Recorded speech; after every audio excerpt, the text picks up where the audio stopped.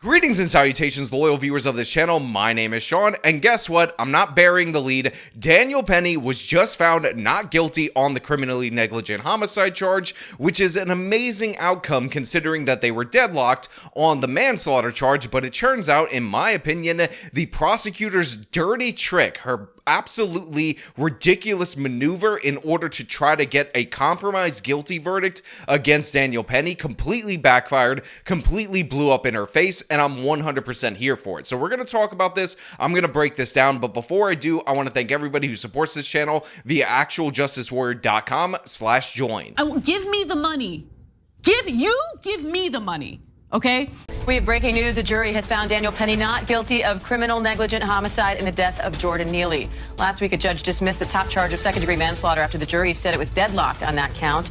Prosecutors claimed Penny held Neely for too long, causing his death in a chokehold, while the defense argued Penny acted in self-defense. So if you guys will recall, in a video earlier this week, I laid out the case for why Daniel Penny is not guilty on these charges, why he should be found innocent, and essentially it's because his actions were protected under self-defense/defense of others, because Jordan Neely, according to multiple witnesses, came on the train, was threatening to kill people, and obviously you don't have to wait for somebody to actually initiate the kill when he's actively threatening and getting in the face of multiple different passengers. Again, you had people who were riding the train for 50 years that testified in court that they never felt more threatened in a subway, even though they've witnessed crimes in the subway, until that day, until Jordan Neely stepped aboard that train. The whole train was freaked out. He was either gonna pull a gun, a knife, or said, I'm willing to die, I'm willing to die. On cross-examination of the prosecution's witnesses, the defense played police-sworn body camera video of their statements to responding officers about what happened when 30-year-old Jordan Neely entered an F train on May 1st, 2023.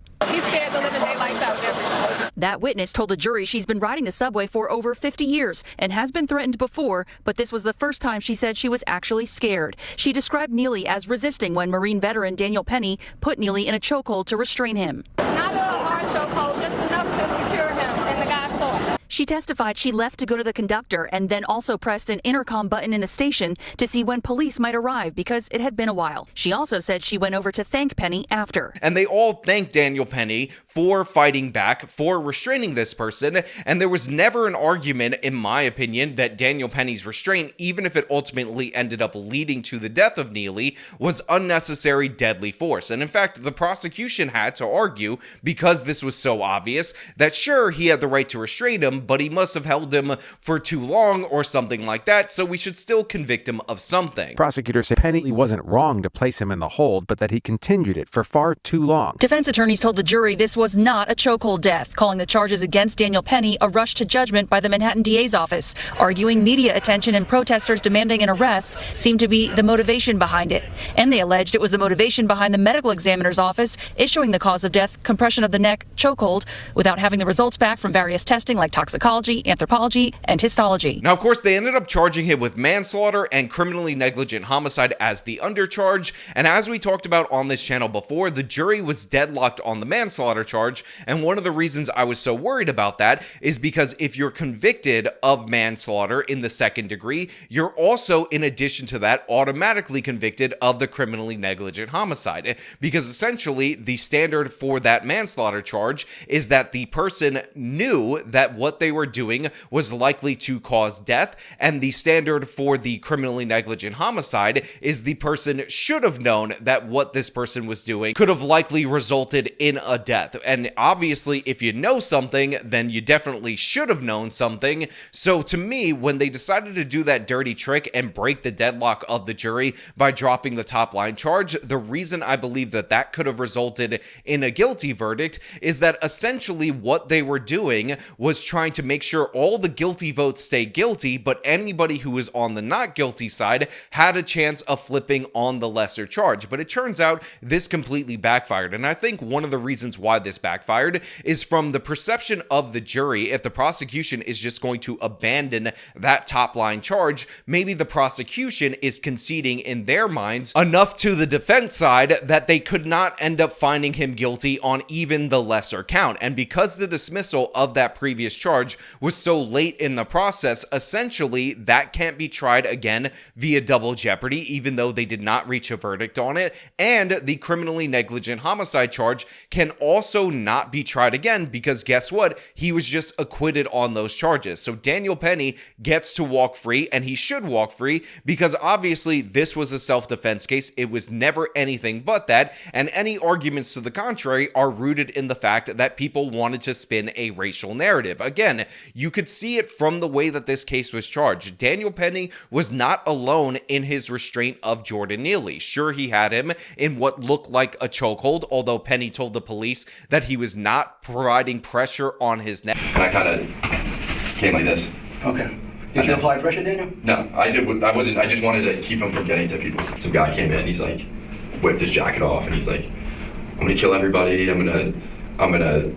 can go to prison forever. I don't care. I don't do this." At that point, I looked to the person next to me like, "Hey, just hang on to this phone for me." I had my headphones in and took it off, and just kind of like grabbed him from behind because he came in, just to because he was acting like a lunatic, like a crazy person. Because it looks like a sleeper hold to me, right, something yeah. similar. Like I'm not trying to kill the guy. Right. I'm just trying to de-escalate the situation. I wasn't trying to injure him. Right. I'm just trying to keep him from hurting anybody else. And by the way, Penny told this to the police before he knew Neely died, so he didn't have the same incentive to lie that you would have post having that knowledge. And as I said before, the other individual who held Neely's arms down, making it impossible for him to break himself out of the chokehold, was not only not charged after he fled the scene, went into hiding for a week, and then lied to the police and the Manhattan District Attorney's Office, he was actually given an immunity deal to use his testimony against Daniel Penny. The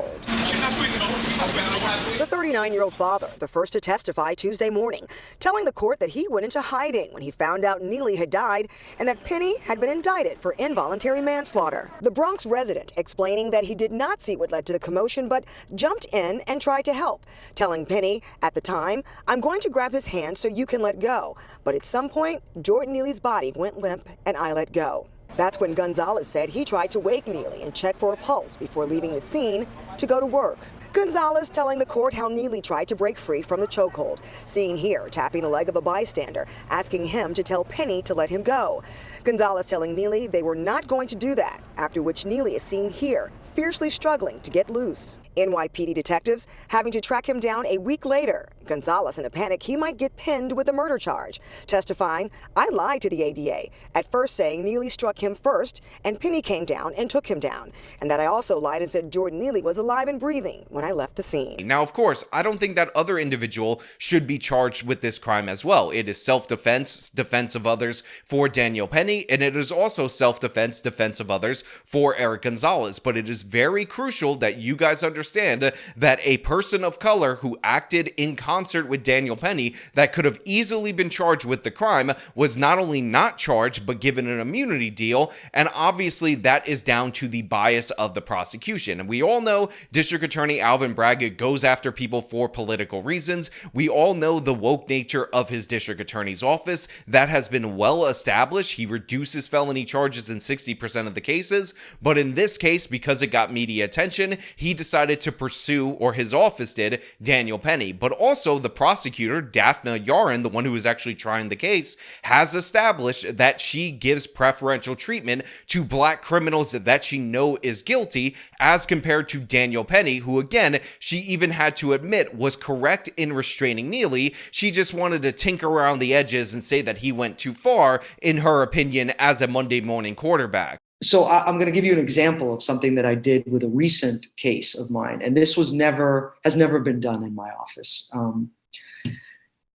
I had a murder case where the defendant did not intentionally kill the victim. He went into an ATM on the Upper West Side and tried to rob an individual.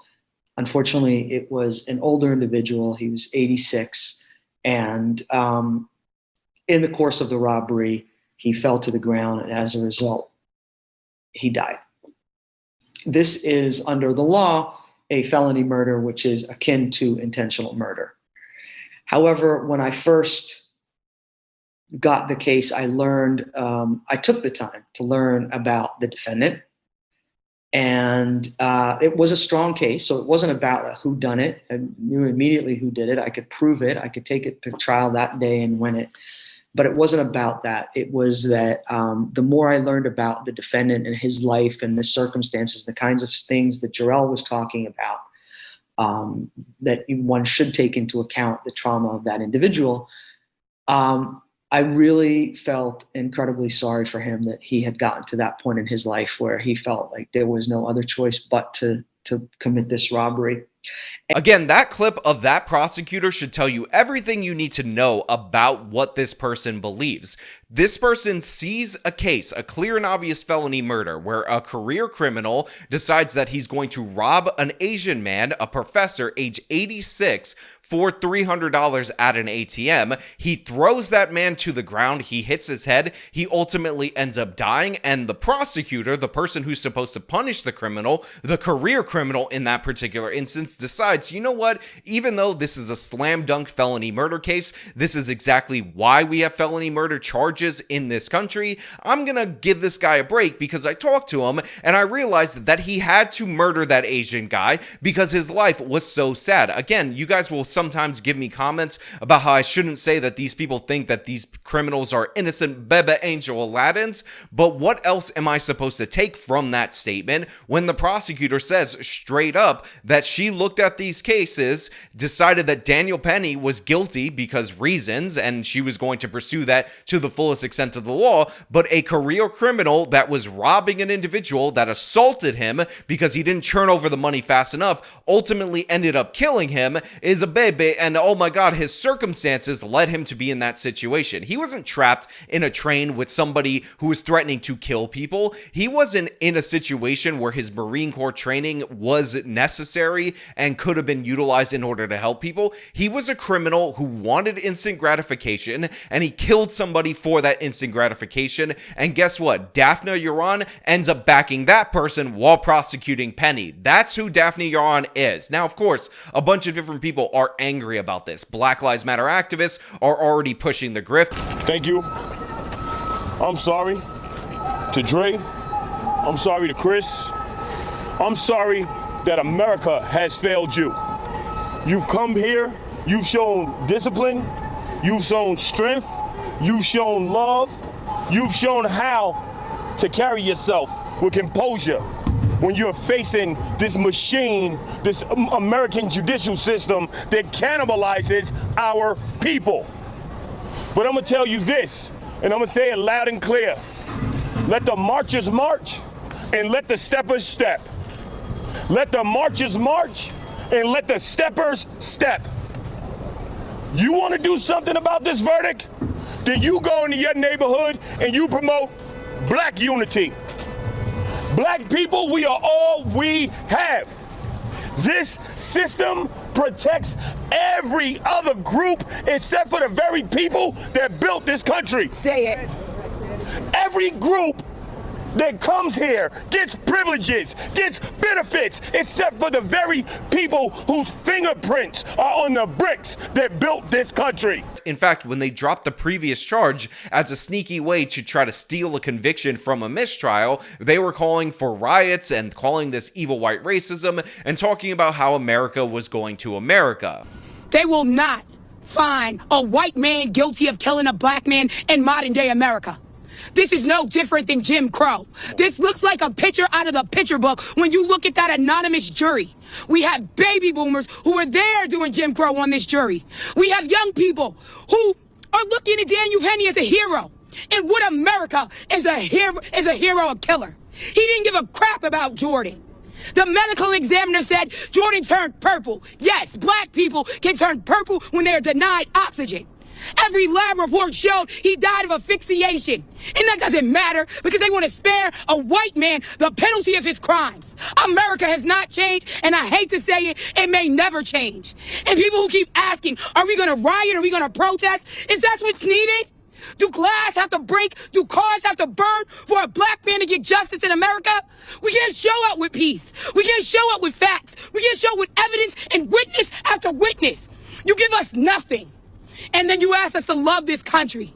America hates black people, and we see it from that jury pool. A black man was lynched, and his name was Jordan Neely. Which again is ridiculous and absurd from top to bottom, because there was no case here. There was never any case here. There is no love for black people. There is no love in the system. How can you make a moral appeal to a people that have no moral code? How can you preach love to racists? That got Dr. King killed. How can you promote love to a nation that is built on theft and genocide? That's right. What we preach is unity, black unity. Stop begging this system to justify our lives. Stop begging this system for justice. When things happen to you, you step up and defend yourself. Just like everybody else seeks justice on their own, just like everybody else has vigilantes, we need some black vigilantes. And I also want to point out that the dirty tricks didn't extend to just the public pressure of the Black Lives Matter rioters threatening and doing all this stuff in order to pressure the jury. It also extended to the medical examiner, who initially, when she ended up diagnosing the cause of death for Jordan Neely, did not have neck compression as the cause of death. She had cause of death pending for him, and this is because she was awaiting the tox screen, and there were not enough indicators for Neely's body for her just examining the body to determine cause of death. And this was admitted and disclosed at trial. However, she said she changed her testimony or changed her report based on the fact that she saw the video. They also noted after she performed the autopsy, Neely's death certificate originally said cause of death pending further study. Dr. Harris said that was due to a misunderstanding. A police report said Neely had been screaming, so she had questions.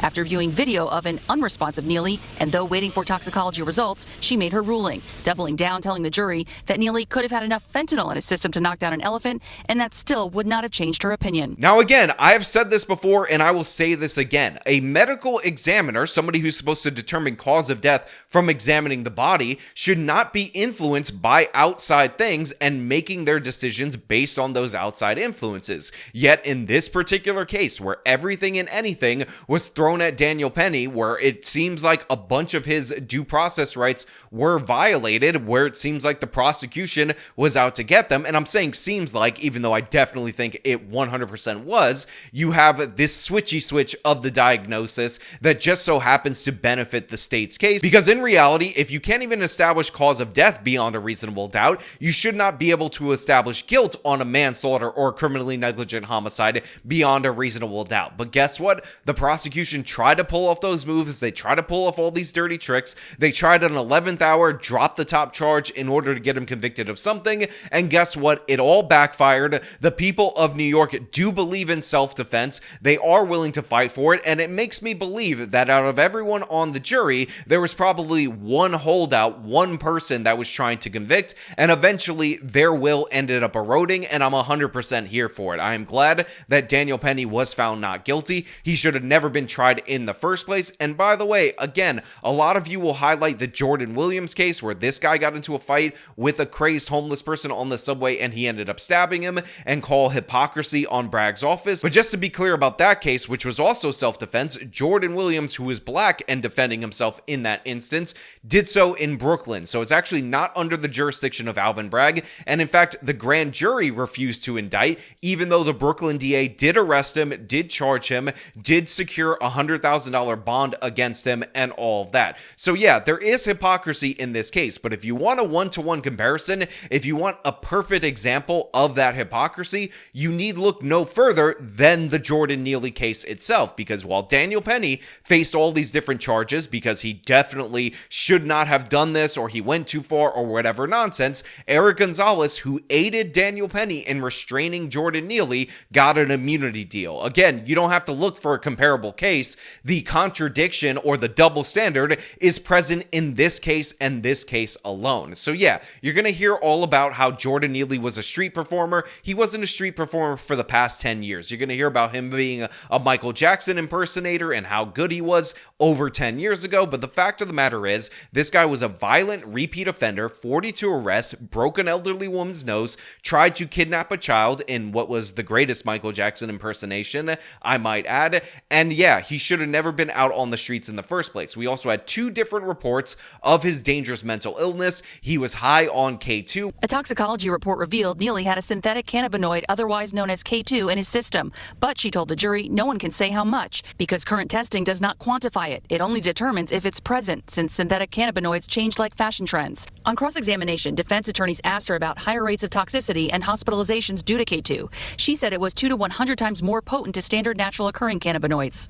Which is a synthetic cannabinoid that is 2 to 100 times stronger than marijuana. And he was also a paranoid schizophrenic, and all his family members that abandoned him to the streets that all of a sudden are trying to sue or trying to call out Daniel Penny and talk about how much they love Jordan Neely. I will just point out, they never got him the help that he needed when he was alive. They left him on the streets. They let him commit crimes over and over again. And eventually and tragically, he ended up meeting his end. And I do say tragically because this death is not the ideal result of this situation. Let's be clear about that. Jordan Neely should have been held accountable well before that. He would have been alive if he was committed to some kind of treatment. He might have actually been getting better with his mental conditions. And it's really unfortunate that the people who say we have to be compassionate to the homeless, compassionate to the mentally ill, compassionate to the criminal, keep leaving them on the streets to languish, re-offend, and many a time, as we've covered on this channel, that ultimately ends up causing them their lives. So yeah, I do have sympathy for the family of Jordan Neely. However hypocritical they are and however disgusting they are to come out now and try to attack Daniel Penny, but the fact of the matter is, this is the product of the broken system in the city and in the state of New York. The product of the broken prosecution's office, which is the Manhattan District Attorney's office, because if they would have held Neely accountable, if they would have put him in jail, guess what? He is not on that subway train. He's not threatening people's lives while he's high out of his mind, and Daniel Penny doesn't need to step up in that situation. But you know what? Those are just my thoughts. I want to know what you guys think down in the comments below. If you like the video, show them by leaving a like, subscribe for more content, follow me on the social media, support me via support links in the description of this video. This has been me talking about the justified, not guilty verdict in the Penny case. Till next time.